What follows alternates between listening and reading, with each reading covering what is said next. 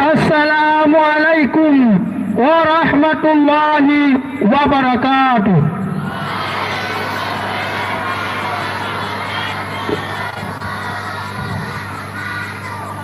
Alhamdulillahilladzi faddala bani Adam bil ilmi wal amal ala jami'il alam.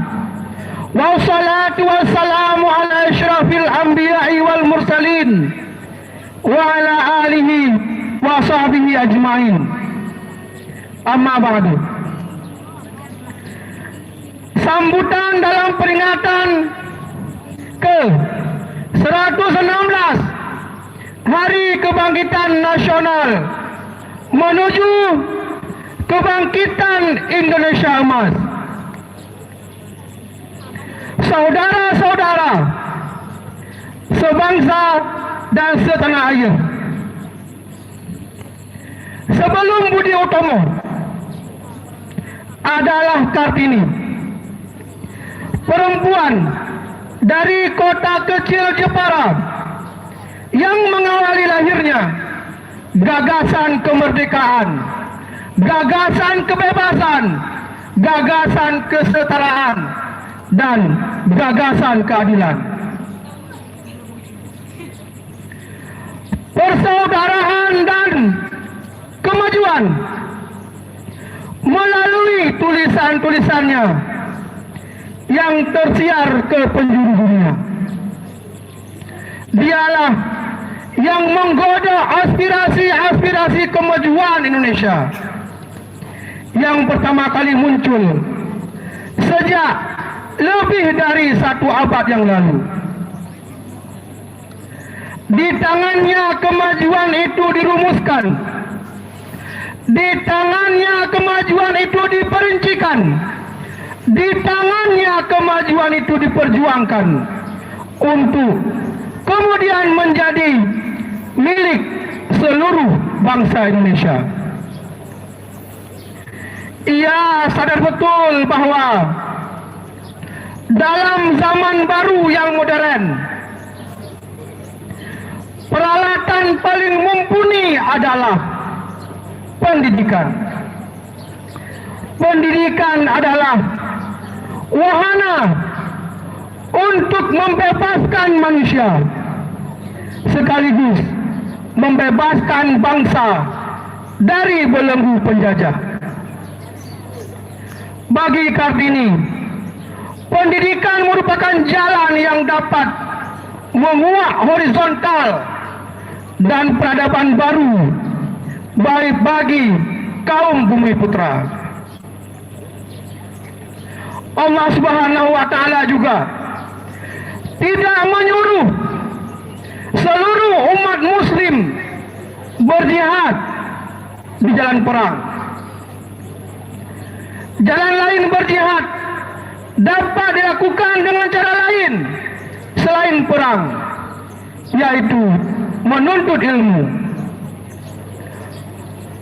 Ilmu tidak hanya dibiarkan begitu saja, melainkan harus diamal dalam kehidupan sehari-hari. Filsafah ilmu dalam Islam terbagi menjadi 3 bagian. Yang pertama mempelajari, yang kedua mengamalkan, dan yang ketiga mengajarkan. Mempelajari seperti yang telah kita ketahui sebelumnya adalah hukumnya fardu bagi setiap muslim. Mengapa mengamalkan juga harus dilakukan? Karena ilmu itu yang tidak diamalkan adalah ibarat pohon yang tanpa buahnya. Ilmu yang sudah dipelajari akan sia-sia dan tiada gunanya setelah mengamalkan dan disempurnakan dengan mengajarkan ilmu kepada orang lain. Itu baru bermanfaat ilmu pengetahuan setelah ilmu itu diajarkan. Karena hakikat ilmu adalah kebenaran. Saudara sebangsa dan setanah air, yang digagas oleh Budi Utomo, Kartini, dan para embrio bangsa kemudian dirumuskan Bung Karno sebagai jembatan emas.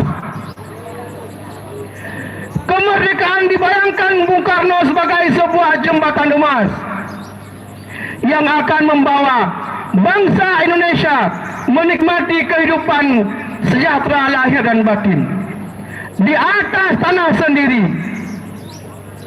Bung Karno juga menekankan bahwa di ujung jembatan emas akan selalu ada kemungkinan yang dapat membawa Indonesia maju,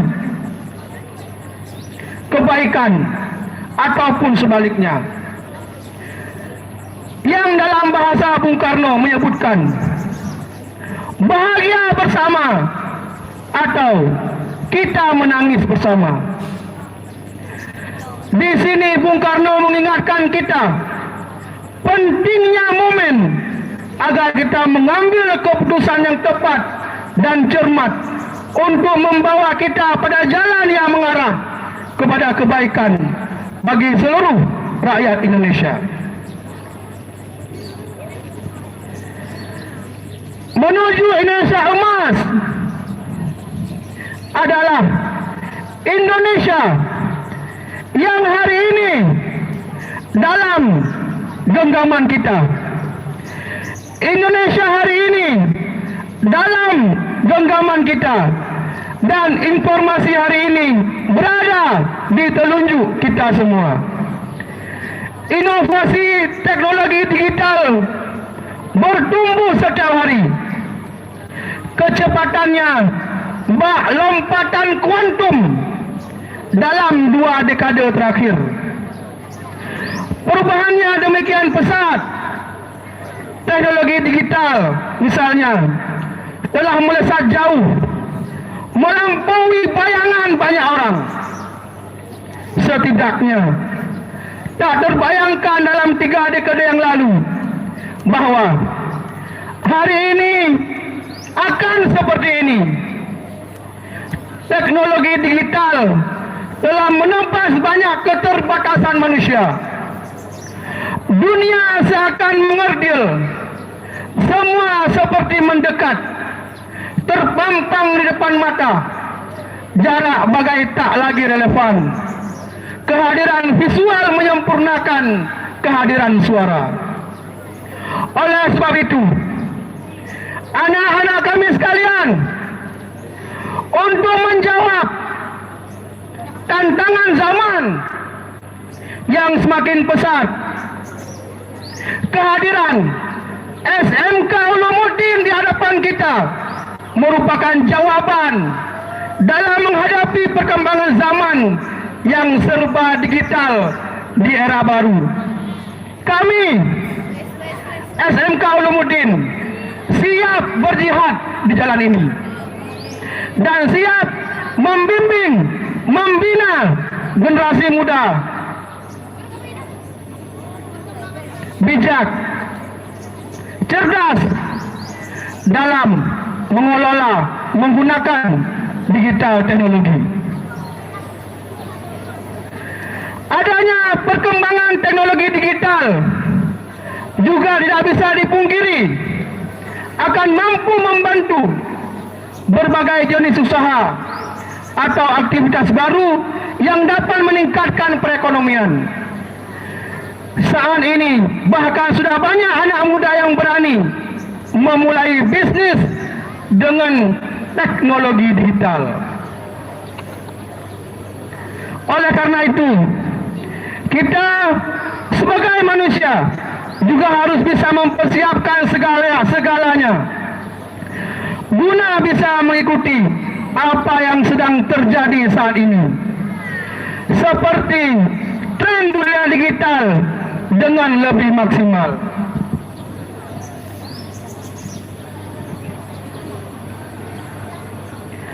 Pada era globalisasi dan digitalisasi saat ini, generasi muda Indonesia dituntut untuk lebih kreatif, dituntut untuk lebih inovatif, dan dituntut untuk lebih adaptif.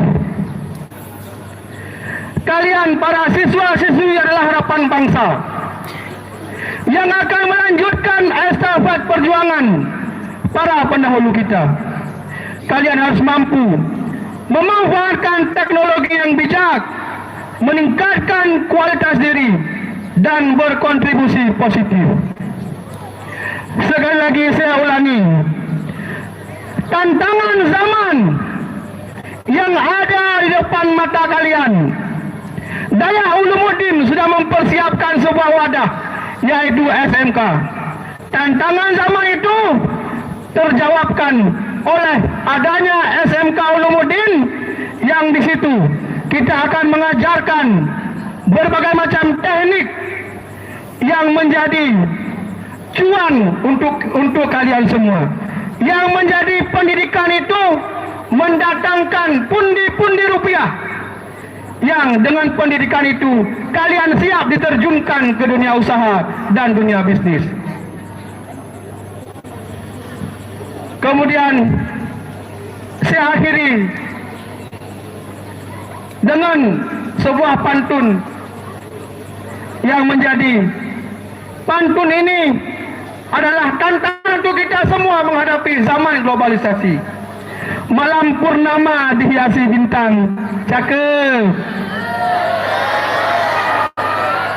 Sendiri melalang tanpa pasangan. Inilah kami para pejuang, berani berjalan melawan tantangan. Ingat tantangan, ingat SMK Ulumuddin. Ketam-ketum gelitan pohnam, ayah di kusang asa memurah, buka cupe megantau pingan, dilola enhan miakan ba SMK.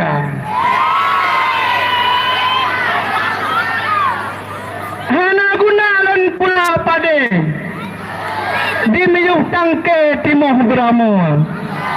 Hana guna pagi alon rante, munyo gata ane hantatem muruno. Hanya sekian